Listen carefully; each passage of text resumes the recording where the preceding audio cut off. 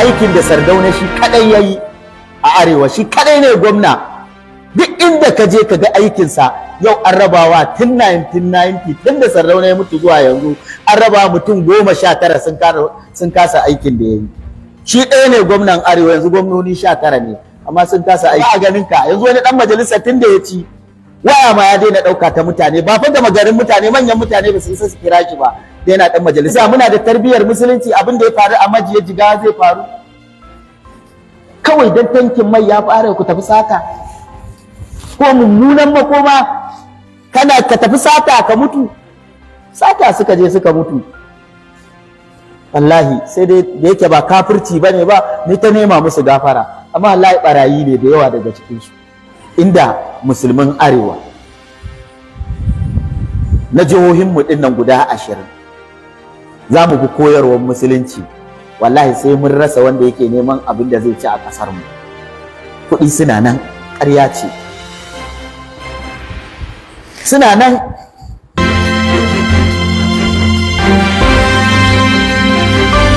Duka waɗannan yankunan bidiyon da na ciro muku na ɗauko su ne daga huɗubar Dr. Abdulmuttalib Gidado, wacce zan saka muku ita ku kalle ta cikakkiya a yanzu insha Allah ta'ala.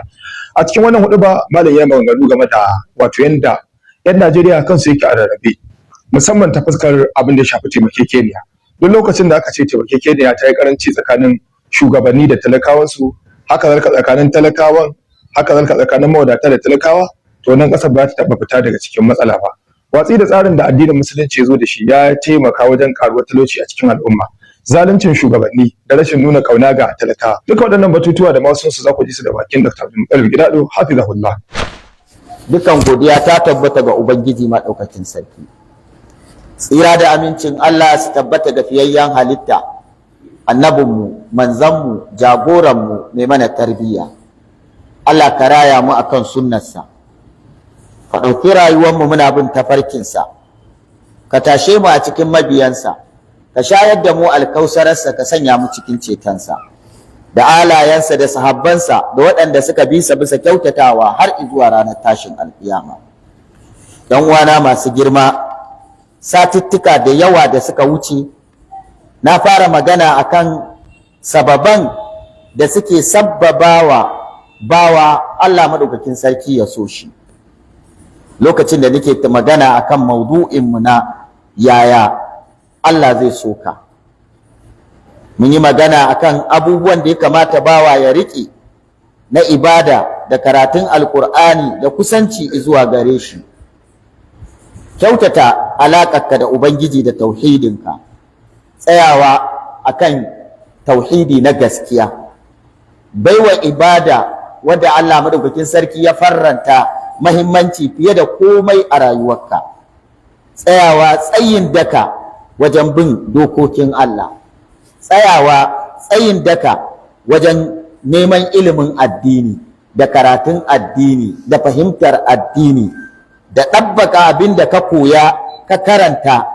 Waɗannan muka ce suna daga cikin manya-manyan al'amura da suke kusantar da bawa har Ubangiji maɗaukakin sarki ya so shi.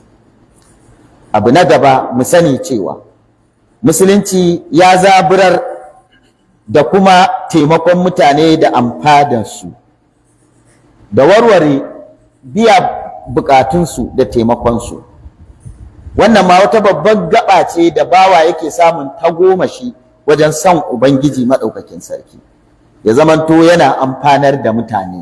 Gabar farko kenan, domin manzo Allah sallallahu alaihi wasallam ya ce khairun nas man yanfa'un nas, mafi alkhairin mutane shine wanda yake amfanar da mutane, yana amfanar da mutane akan duk matsayin da ya samu, da dukiyar da ya samu, da shugabancin da ya samu, da dukkan wani dama da Allah madaukakin sarki ya bashi na rayuwa, yana amfanar da mutane da wannan dama. Wajibi ne akan kowane musulmi da ni da kai da kowa mu yi tunani me muke amfanar da al'umma wai. Wannan ita tambayar da za ka yi wa kanka kai ka kalli kowa, ka kalli kanka, wai ni a rayuwar nan da nake da Allah ya bani dama wani amfani nake wa mutane. Ya ba mu dama ta kasuwanci, ina da shago a kasuwanni.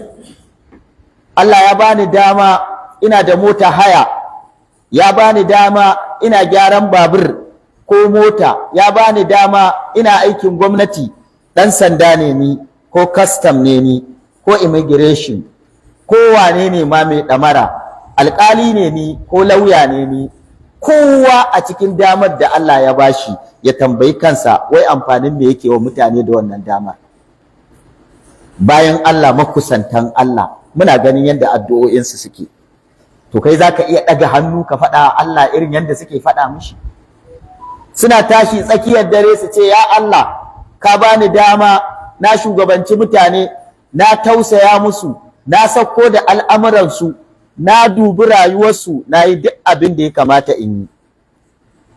To wannan abin da ka yi na wannan abubuwan menene kai za ka gaya Ubangiji maɗaukakin sarki da wannan damar da Allah maɗaukakin sarki ya baka? A matsayinka na ɗan kasuwa dole za ka tambayi kanka, ya Allah ka bani shago a 'yan taya, ka bani shago a Wafa, ka bani shago a Sabon Gari, ka bani shago a kasuwar Kurmi, ka sa na yi shago a kantin Kwari, ka sa ina da shago a sabuwar kasuwa, ka sa ina da shago a abinci ko a unguwa. Ya Allah na taimaki mutane, na musu kaza, na musu kaza, na sauƙaƙe musu. Ka faɗa ma Allah a tsakar dare mai kaiwa mutane da damar da Allah ya baka. Ya Allah ka bani dama, ɗan sanda ne ni, na taimaki bayi, na hana a cuce su. Ka bani dama, mai mulki ne kai, na amfanar da al'umma. Wannan ita ce abin da musulunci yake nufi, wani taimako kake wa mutane da damar da Allah ya baka.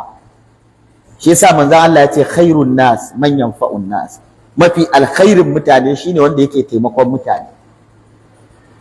Ai ba haka kawai ba Allah zai ma ni'ima ka zama ɗan sanda, ka zama soja, ka zama DSS, ka zama permanent secretary, ka zama director, ka zama chairman, ka zama ɗan majalisa, ka zama sanata, ka zama governor, ga miliyoyi bai ba su ba kai ya ba, kuma ka ce shi kenan wannan ni'imar sai dai ka ci ta kai da 'ya'yanka, ba wanda kake sauƙaƙawa, ba wanda yake amfana da abin da ka samu. Abin da ya kamata ka tambayi kanka, damar da Allah ya baka wani amfani kake wa mutane? Bayan Allah na gari haka suke ɗaga hannu tsakiyar dare suna faɗa ma Allah. Sayyidina Umar haka yake cewa, ya tashi ya ce ya Ubangiji da ka bani mulki ban ci ba sadda suka ci, na bi na taimaka raunana, na taimakawa marayu, na taimakawa mata da aka mutu aka bari da tsofaffi. Ya Allah na kula da haƙoƙin al'ummar da ka bani, Allah ka kula da haƙƙina, ka kula da ni, ka taimaka mini. Haka yake faɗa, haka da yawa daga cikin shugabanni suke faɗa, haka 'yan kasuwa suke faɗa, su tayi tsakiyar dare, ya Allah ka bani, ni kaɗai nake kawo abinci a garinmu, na sauƙaƙa musu. Ribar da nake ci ya Allah ka san bata kai ta kawo ba, domin in sauƙaƙa ma al'umma, ya Allah ka sauƙaƙa mu. Haka alƙalai suke tashi su faɗa, su ɗaga cikin dare, su Shurai, Qadi Shurai su ɗaga hannu su ce ya Allah ka bani, ni nake wa mutane alƙalanci, ka sani adalci iya kaina, na taimaki waɗanda aka zalunta, na taimaki wanda aka cuta, na ƙwato haƙƙi daga wajen mai rauni a hannun mai ƙarfi, na ba shi haƙƙinsa. Ya Allah ni ma ka kula da ni yadda na kula da bayinka. To kai me zaka ce ma Allah? Wani amfani kake wa mutane? Sai cutar da su ma da yawa daga cikinmu, sai tsada a kasuwanci, sai albush. Allah ya baka kamfanonin mai, Allah kake a ƙara, ka ɗebo tireloli, Allah kake a ƙara kuɗi. Allah ya baka mulki, sata al'umma kuɗinsu kake yi, kullum ƙara musu kuɗin mai kake yi, kullum cutar da su kake yi, ba ma ka tsammanin cewa wani squeezing za ka yi. Kuma za mu iya fahimta ƙasar ce take cikin matsala, amma yanda za mu fi ganewa, mu ji kuna rage albashinku, kuna cewa mun rage, mun ƙara mai, ko mun rage allowances ɗinmu. Mu ji kuna rage tafiye-tafiyenku Turai, mu ji kuna rage dukkan al'amuranku. In kuka yi wannan, to za mu fahimci ƙasar ce take cikin halin kakanikayi, amma mun kasa ganewa. Har yanzu kuna facaka, kuna kashe biliyoyin kuɗi gwamnoni akan tanɗe-tanɗe da ciye-ciye. Kuna yawo a ƙasashe da jirage da iyalanku da ƴan uwanku kuna ɗauka da kuɗin al'umma. kuna yin komai, amma kuma kullum ana cewa ƙasa ba kuɗi. Rashin kuɗin yana ƙarewa a wajen talaka. Da haka biyan musu buƙatunsu, taimakon mutane, wanne kake? Shi yasa manzo Allah sallallahu alaihi wasallam ya tarbiyyantar da sahabbansa akan haka, wajen aikata alkhairi, wajen aikata dukkan wani abu, hatta suka wayi gari ma suke ganin cewa abinda ɗayansu ya mallaka kowa da kowa na mallakar kowa ne. Haka sahabbai suka fahimta koyarwar da manzon Allah yake musu, aiki a aikace da yake nuna musu, zaburar da su da yake al'amura. Sahabbai suka ce har muka fahimta ashe duk ma abin da muka mallaka na al'umma ne, ba haƙƙinmu bane mu kaɗai. Abu Sa'id al-Khudri yake ba mu labari a wata hadisa, yace muna halin tafiya tare da manzon Allah sallallahu alaihi wa sallam, sai ga wani mutum ya taho akan abin hawansa, ya ga tarin mu sahabbai da manzon Allah sun sauka, ba su san shi ba, kawai matafiyi ne, musulmi ne ba musulmi bane ba, ya yake shi dai ya ga taron jama'a kawai ya taho, yunwa ce ta koro shi. Yana zuwa Abu Sa'id al-Khudri yace yana sauka daga abin hawansa sai ya rinka kallon dama da hagu domin ya ga abin da zai ci. Manzo Allah da ya ga halin da wannan mutumin yake ciki, lalle neman abin da zai kai bakinsa yake, manzo Allah sai tara sahabbai ga baki daya yace ga ka'ida yanzu zan faɗe ta. Dokar ita ce duk wanda yake da abin hawansa yana da wani, to ya ba wanda bai da wani. Duk wanda ya taho da zaki guda biyu ko doki guda biyu ko raƙumi guda biyu, in ya hau ɗaya ya gaji ya hau ɗaya, to yanzu ɗayan nan ya dubi marar shi ya bashi. Yace duk wanda yake da abinci bayan wanda zai ci yau yana da wani, to ya ɗauka ya ba ɗayansa. Duk wanda yake da guzuri, duk wanda yake da ruwa, duk wanda yake da tufafi, manzo Allah ya rinka zana, sahabin nan Abu Sa'id al-Khudri yace ya rinka zana abubuwan dukiya ga baki daya, har da muka ga cewa ashe babu wani haƙƙi a ɗayan mu a cikin rarar abin da yake da akwai, ya kamata a ce duk mu baya. Haka manzo Allah sallallahu alaihi wasallam ya tarbiyantar da musu. In ana cikin halin kakani kayi, dan me zaka tara motoci wajen 10 na hawa kai daya? Dan me zaka tara buhunan shinkafa na shekara a ɗakinka? Dan me zaka tara abubuwa? Dan me kuɗi suke da yawa, biliyoyi a banki, ana halin kakanika yi? Dan me ba za ka fito ka ci da al'umma ba? Inda musulmin arewa na jihohinmu ɗin nan guda 20 za mu bi koyarwar musulunci, wallahi sai mun rasa wanda yake neman abin da zai ci a ƙasar mu. Kuɗi suna nan, ƙarya ce. Suna nan wajen ɗaiɗaikun mutanen da bai fi kashi 5 cikin 100 ba. Wasu suna ganin sun hau tudun na tsira, suna ganin sun tsere. Ai inna rabbaka labil mirsadi. Sun saci kuɗin al'umma. Kuɗin ya fi ƙarfinsu. Sun yi duk almubarancin da za su yi. Sun tafi Dubai, sun tafi Turai, sun tafi Saudiya, sun tafi kaza da kaza, sun kashe kuɗin yadda suke bukata, suna neman ma ya za su ƙare, amma ba su iya taimaka a ƴan uwansu na jini ba, ballantana ma ƴan uwansu a musulunci. Wannan ba musulunci bane ba. Malaman ku sai ta gaya muku falala ta umara da hajji, sai ta gaya muku falala ta gina masallatai, sun kasa gaya muku falala ta gina ɗan adam, wanda duk ya fi wannan falalar da suke faɗa muku a baya. Wa ka ciyar, wa ka fitar da halin kakanika yi. In har manzo sallallahu alaihi wasallam zai ce in yi wata a masallaci na, ba abin da nake sai ibada, abin da na fi so mutum ɗaya musulmi ya zo in fita in biya min buƙatarsa.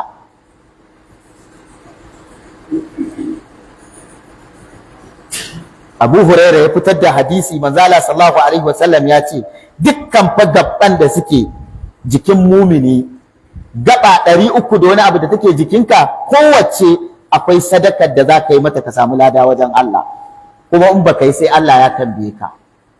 Ni'imar gani me kai, ni'imar ji, ni'imar tafiya, ni'imar cin abinci, ni'imar magana, ni'imar hankali, ni'imar kwakwalwa, ga sunan hannayenka da yatsunka 20 dukkansu da duk abubuwa Allah ya baka wannan, to kowace gaba daga cikin gabarka Allah ya rubuta sadakarta. Kuma duk ranar da ta fito kai wani aiki, imma shirya mutane guda biyu ba ɓata tsakaninsu ba, kai shiryawa, kai taimakon mutum akan abin hawansa, taimakon mutum a dukkan wani abu, tafiyar ka zuwa masallaci, ingijiya mutane cuta, gusar da barna akan hanya, dukkan wannan sadaka ce. Manzo Allah sallallahu alaihi wasallam ya ce a wannan hadisin, sai manzo Allah ya nuna shi musulmi gabaki ɗaya hidimar al'umma yake, imma ya taimaki wannan, ya agaza wannan, ya ingijiya wannan musiba, ya ingijiya wannan tashin hankali, ya fitar da wannan daga matsala, ya taimaki wane, gabaki ɗaya a yininka haka kake, to shine kana ta sadaka, kana biyar haƙƙin gaban nan da Allah ya yi ma a jikinka. Musulmi ana son ka zama mai amfanin al'umma. A kasuwarka ka duba ka ga wai me nake amfanar da mutane, ga dubban nan, me yasa kai ɗaya jarin kowa ya karye naka bai karye ba? Wayanka ne? To ya kamata ka godewa, kuma ya za ka gode ma Allah? Wani abokin kasuwanci na muka fara yanzu bai da ko sisi, ni dan me nake da akwai? Ni ni'imar Allah ne, to ya zan taimake shi? Wani mun fito kasuwa tun safe har magariba, kwastoma 4 ko 5 ko 6 ya zo waje na samu riba, shi kuma ina ganin shi sai hamma yake a shago. Yanzu ba zan kirawo shi ba in ce ga 'yan 1000 2000 ka sai wa yara koko ka biya mota? Ni dan me Allah ya mun haka? Ya mun ne fa dan ya jarrabe ni, ba ni wani dabara. In duk muna kallon hagu da dama, gaba da yamma na mutanen da suke rayuwa a gabanmu, da ba mu shiga cikin wannan tashin hankalin ba. Sanin wannan ne khalifofi shiryayyu suka himmatu, suka ba da muhimmanci wajen wajen biyan bukatun mutane da amfani da mutane, da amfanar da mutane.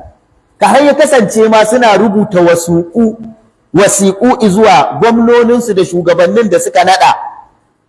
Umar ɗan Khattab ya rubuta wasiƙa zuwa Abi Musa al-Ash'ari, yace innahu lam yazal lin-nas wujuhun yarfa'una hawa'ijin nas ilaihim fa akrim wujuhan nas.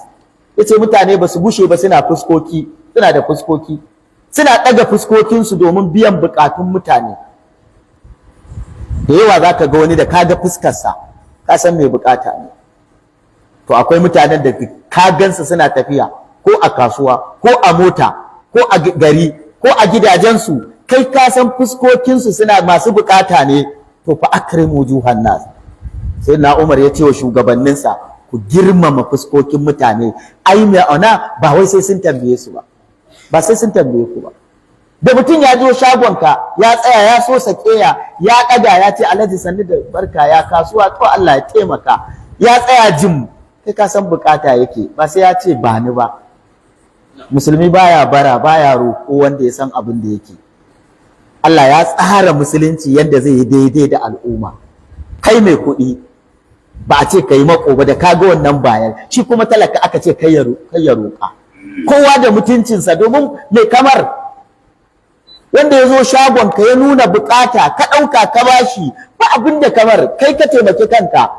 Ka bashi naira 1000 ne ya je ya sai koko, bata isa ya sai gwangwanin shinkafa guda 2 ba ya ciyar da iyalinsa, shikenan fa kai kuma a aljanna za a baka abincin, waye more? Shi yasa ya kamata mai bukata in ya zo wajenka ya nemi bukata ka biya mishi, kama bi shi ka mishi godiya. Haka sahabbai suka fahimci addini da mutane. Ce na gode Allah ya saka ama da alkhairi da ka zo ka bani abin da zan samu a lahira. Ka kaskantar da kanka, ka risnawa masu nema, ka ba su, kana girmama su, kana mutunta su, kana darasta su, kana cewa ku dawo don Allah ku taimake ni. Haka musulunci yake. Kuma yanzu nan in ka je kasashen Laraba abin da ake kenan. Mutum ya baka kaza, ya baka lemo, ya baka shinkafa basmati, ya baka komai da kayan marmari, ka cika ƙoshi, kuna cin nama da shi ma yana ɗauko mai can naman yana miƙa ma kana ci, yana ta alhamdulillah. Ka gama ya ɗauko ruwa ya zuba ma ka wanke hannu, ya zuba ma shayi ka sha, ya rako ka kofar gida, kuma yana Allah ya saka ma da alkhairi dan Allah gobe ka dawo, saboda ya san shi ka taimaka, ya san shi ka taimaka, domin gidan lahirar ka kai, walal akhiratu khairul laka min al-ula ma indakum yanfad wa ma inda Allah baq. Wannan duk shirme ne duniyan nan. Gina lahirar ka shine abin gina. To sai ce ku girmama fuskokin mutane, yace bi hasbil muslimin da'if, ya isa musulmi rarrauna marashi maragata min al-adli, ya samu adalci a wajen shugabanni, an yusafa fil hukm, a mishi adalci wajen hukunci, ya zama da hukuncin mai kuɗi da na talaka ɗaya ne, a gaban alƙali, a gaban ɗan sanda, a gaban soja, a gaban DSS, babu bambanci da wane ɗan gidan haya ne bai da ko sisi da wane multibiloniya ne. Sai da Umar ya ce babu wannan bambancin. Haka kuma alƙalan musulmi suka yi. Ku duba Qadi Shuraih da Behudan da ya sace wa Sayyidina Ali, ya sace mishi siddin doki, ya kawo ƙararsa ya ce ga siddina shine ga komai. Qadi wanda alƙalin shugaban da ya naɗa shi ya tambaye shi ya ce ina shaidarka, amirul mu'minina, kanan manzo sallallahu alaihi wa sallam, sirikinsa yana cikin asharul mubashshiruna bil janna, shi ya naɗa shi, amma ya kawo ƙaran ba yahude ba musulmi ba ya masata, amma Qadi ya ce kawo shaidarka akan naka ne, ya ce Hassan da Husaini ku fito ku ne shaidar mu, ya ce ai ka san baban kakansu ya ce ɗa baiwa baba shaida. Sai da Ali ya ce yanzu waɗannan manzo Allah ya ce su ne fa shugaban samarin aljanna, yanzu ba za su mun shaida ba? Ya ce ba za su ma shaida ba, kawo wani shaidan ya amiral mu'minina. Ya ce ba ni da shaida. Ya ce ba Yahudu ya ɗauki siddin ka tafi, amiral mu'minina koma fada a ci gaba da mulki. Da Yahudan nan har ya fita kotu ya dawo, ya ce wai haka musuluncin nan naku yake? Ni da shugaban ku gabaki ɗaya na kada shi a shari'a a gaban alƙalin da ya naɗa. Ya ce wallahi siddinsa ne gashi ungo, kuma ashhadu Allah ilaha illallah wa anna muhammadar rasulullah. Wannan shine ba musulmin gaskiya, ba mu ba ƴan kabu-kabu, ba mu ba kawai kullun sallah kullun sata kullun cuta, ba mu ba wanda ba abinda za a kalla a wajen mu musuluncin mu ma ya daraja. Haka musulmi suka tallata musulunci da ayyukansu. Haka fil qisma, a wajen rabo talaka sai ya samu gata wajen rabo, a raba daidai. Wa ke rabo daidai yanzu? Rashin kashin dankalin nan shi ya kai mu wannan talaucin. Ku duba abin da banda ma fa tsarin da aka rubuta a rubuce shugabanni abin da za su samu, kuma duk da haka sai sun zalunci talakawa. Ku duba shi kansa abin da aka musu na ya cancanta su samu zalunci ne. A ce gwamna ruwan shansa, suturarsa, abincinsa da 'ya'yansa, karatunsa, maganinsa, wayarsa, tafiye-tafiyarsa ko kyautarsa, komai nasa a ajihun gwamnati, har ya gama shekara 8 bai san bil na komai ba. Karatun 'ya'yansa duk inda suke a duniya sace za ta biya, asibitin shi da 'ya'yansa da matansa duk inda suke su za su biya. In ya sauka yana da ninkin biliyoyin kuɗi giratuti, duk shekara sabuwar mota, har ya mutu 'ya'yansa karatunsu da menene gabaki ɗaya ana biya. Yau state government na Kano ku je ku tambaya, hatta gwamnonin da suka yi tun kafin a haife mu, wanda in dai suna raye duk gabaki ɗansu yanzu bil ɗinsu suke kawo Kano a biya 'ya'yansu karatu. Wannan kashin dankali wai a ƙasa ne ake haka, amma kuma waɗannan gwamnonin da aka wa haka har yanzu sata suke. An maka komai, hakka sauka ba za ka ci kwabo ba a albashinka, ba za ka ci kwabo ba a allowance ɗinka, za a rinka ta tara ma escort ɗinka, a kawo ma security board ɗinka biliyoyi, sai abin da ka gada ma da shi ba a tambaye ka ya ka kashe, wai secret ne, ga biliyan 5 aje ba a tambaye ka ni ka kashe su. A wannan fa a ka'idar gwamnati kenan, a irin wannan gwamnatin ta zalunci. Amma ga gwamnatocin addini ya suka yi, Sayyidina Umar fitilar a ci balbal ma biyu gare shi, ga wanda zai zuba kananzir ɗin gwamnati ya aikin gwamnati, in ya gama ya kashe, matarsa ta ce akwai ranar da muke kwana a duhu, ga kananzir ɗin gwamnati ya ce to aikin mu ba aikin gwamnati bane ba. saboda su lahira suke kallo ba duniya ba, an ba su mulki ne don hidima al'umma. Amma mu bayan duk wannan ɗawainiyar da aka wa mutum, kuma in ya sauka kuma sai ya yi sata. Aikin da Sardauna shi kadai ya yi a arewa, shi kadai ne gwamna. Duk inda ka je ka ga aikinsa, yau an rabawa tun 1990, tun da Sardauna ya mutu zuwa yanzu, an raba mutum 19 sun kasa aikin da ya yi. Shi ɗaya ne gwamnan arewa, yanzu gwamnoni 19 ne, amma sun kasa aikin da Sardauna ya yi shi kadai. Ashe babu ma balance, babu adalci a wajen ma abubuwa. Yayin da wani yake ɗaukar biliyoyin kuɗi, har yau 70,000 ake je ka dawo. A kai talaka ya samu 70,000 me zai ci? Har yanzu struggling ɗin da ake. A ba ma'aikaci 70,000 amma ya gagara. 70,000 ɗin da yanzu ba zai sai buhun shinkafa ba. 'Yar gida ma. 70,000 ɗin da yanzu ne in ka ba da buhun masara sai dai a baka 10,000 canji, wanda ba zai iya sarrafa kwano 40 ɗin ba. Amma ya gagara. Wa kana Umar bin Khattab, Umar dan Khattab iza ba'asa ummala, in ya aika ma'aikatansa ya nada su shugabansu, sharadin da yake musu Allah tarkabu birzunan, yace kada ku sake ku hau abin hawa wanda yafi kowa komi tsada.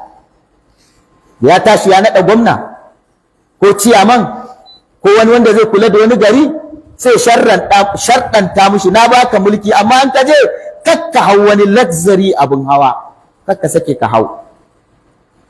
So da mulki ba nuna ado bane da kwalliya da hawa motoci, aikin al'umma ne. Sai na Umar ya ce kada ka sake. Yau Lexus ce bulletproof wajen miliyan 200 da wani abu, ba ba ita ɗaya da gwamnan ya hau ba shi kaɗai ko wani shugaba, a'a akwai 5 a bayansa kuma suna bin su da man su kuma wai in ɗaya ta samu matsala a kai shi ɗaya. Sai na Umar ya ce la tarkabu birzunan, manya-manyan dawakan nan na Turkiya su ne birzun, to kakka hausu. Wala ta'kuluna qiyan, kakka sake ka ci abincin da yafi kowanne daɗi na tura ka gwamna. Kakka nemi abincin da yafi kowa daɗi ka ci. Wala talbasu raqiqan, kada ka sa suturin da tafi na kowa. Wala taghliqu abwabakum duna hawa'ijin nas, kada ka sake ka rufe kofar ka kan mutane su zo su same ka. Ka buɗe kofar ka.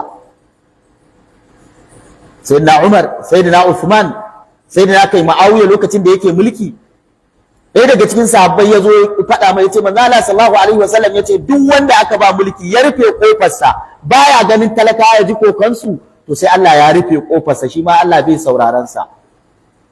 Sayyidina Muawiya ya tashi tsaye ya miƙe ya rikice, ya ce to bari in ajiye mutum anan tunda ne ayyuka, duk wanda ya zo ya ganka ya baka wasiƙa ko matsalar ka zo ka faɗa mu, domin in Allah ya rufe kofarsa, ka rufe kofar talakawan da kake wa mulki ba a ganin ka. Yanzu wani dan majalisa tun da ya ci waya ma ya daina ɗauka ta mutane, ba fa da magarin mutane, manyan mutane ba su isa su kira shi ba, da yana dan majalisar tarayya ko dan majalisar jiha, da yana sanata, dan yana wani kwamishina, wai yanzu ya fi ƙarfin ma a buga man waya, kai waye? Amma ya fi ƙarfin haka, ya rufe kofarsa ba wanda zai saurara. To manzo Allah ya ce duk wanda aka ba mulki ya rufe kofarsa, to Allah zai rufe mishi kofa, shi ma Allah ba zai ji ka ba. Sai na Umar ya ce fa in fa'altum shay'an min zalika, in kuka sake kuka aikata ɗaya daga cikin waɗannan, kuka hau abubuwa masu tsada, kuka ci abinci mai tsada, kuka sa sutura mai tsada, kuka rufe kofar ku, ko kuka yi ɗaya daga ciki, faqad hallat bikumul uquba, to uquba ta tabbata akan ku. Gabaki ɗaya uƙubar Allah za ta sauka. Sannan Sayyidina Umar ya raka su tafi. Manzo Allah sallallahu alaihi wasallam shi yasa yace in Allah yana so ya sa ɗayan wannan gabar, domin Allah ya so mu, ya ƙaunace mu, na taimakon mutane, na biyan buƙatun a halin da muke ciki, na halin kunci.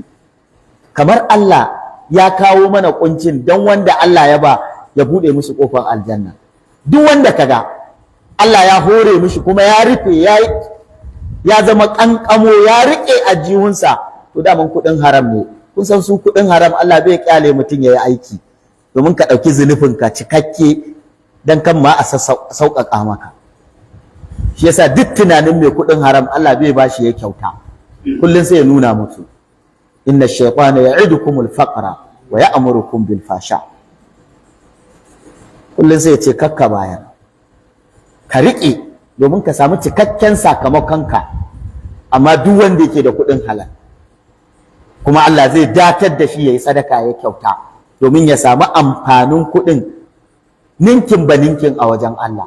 Daka in ka ga mai kuɗi ya tsake kankamo tsar, mai mulki ya riƙe komai, to kyale shi da ubangijinsa, hanyar da ya ɗauka ce ba ta daidai ba. Shi yasa komai bai iya yi. Allah ka iya mana da iyawarka, Allah ka taimake mu da taimakonka, Allah ka agaza mana da agazawarka, Allah ka sanya mu cikin masu amfanar da mutane. Allah duk ni'imar da ka mana, Allah ka sa mu yi amfani da ita wajen gode maka. Allah ka ba mu ikon agazawa al'umma, Allah ka ba mu ikon sauke nauyin da ka ɗora mu. Allah ka taimake mu da taimakonka. Ya Ubangiji madaukakin sarki, ka taimaki ƴan uwan mu raunana a duk inda suke. Allah ka taimaki ƴan uwan mu raunana da a duk inda suke. Ya Ubangiji madaukakin sarki, ka kawo mana agaji. Allah ka taimake mu da taimakonka. Duk wani tsautsayi da rashin kan gado da duk halin da ake ciki na al'umma, Allah ka mana maganin sa. Domin muna buƙata addu'o'i da yawa da tarbiyya ga al'umma. Dole sai mun yi tarbiyyar musulunci ya jama'a. Yanzu da muna da tarbiyyar musulunci, abin da ya faru a Majiya Jigawa zai faru? Kawai dan tankin mai ya fara ku tafi sata, ko mummunan makoma kana ka tafi sata ka mutu. Sata suka je suka mutu, wallahi sai dai da yake ba kafirci bane ba, ni ta nema musu gafara, amma wallahi barayi ne da yawa daga cikin su. Kawai shikenan komai ya ganima, mutum ya yi asara, ya motarsa ta faɗi, kawai ka je ka kwasa. Wa ya ce ma a musulunci? In ba taimakon shi kai ka adana ma ba, me kai ka? Yau gashi wajen mutum 153 sun mutu. Ɗaya daga cikin manyan Jigawa muna waya da shi, yana faɗa mun, yace duk gidaje sun ƙone saboda mai a fanteka, a kwalla, a kwano, a bokiti, mata da maza da tsofaffi da yara duk an kwasa an kai mai gida. Ka duba al'umma wai musulmi ne sun zama ɓarayi.